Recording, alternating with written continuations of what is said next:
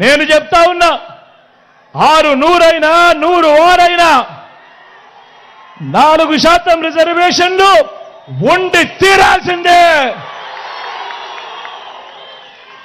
ఇది మీ జగన్ మాట, ఇది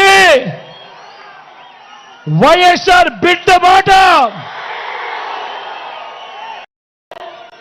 ఇలా మోడీ గారి సమక్షంలో చంద్రబాబు ఇలా మాట్లాడగలుగుతాడా అని అడుగుతా ఉన్నాడు మీ బిడ్డ. మరి మైనారిటీల రిజర్వేషన్లను రద్దు చేస్తామన్న తర్వాత కూడా ఎన్డీఏలో ఎందుకు కొనసాగుతా ఉన్నాడు ఈ చంద్రబాబు అని అడుగుతా ఉన్నాడు మీ బిడ్డ. సందర్భంగా నేను ఒక్క మాట చెప్పాలి. ఇక్కడున్న వేల జనాలకే కాదు, రాష్ట్ర వ్యాప్తంగా ఉన్న జనాలందరికీ కూడా చెప్పాలి. 4% రిజర్వేషన్లు కేవలం మతం ప్రాతిపదికగా ఇచ్చిన రిజర్వేషన్లు కావు. ముస్లింలలో కూడా ఉన్నత వర్గాలకు ఆ రిజర్వేషన్లు వర్తించడం లేదు.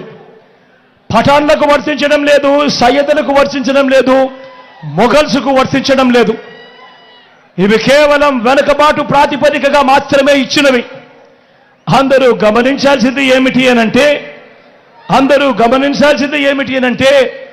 అన్ని మతాల్లో కూడా బీసీలుంటారు, అన్ని మతాల్లో కూడా ఓసీలుంటారు.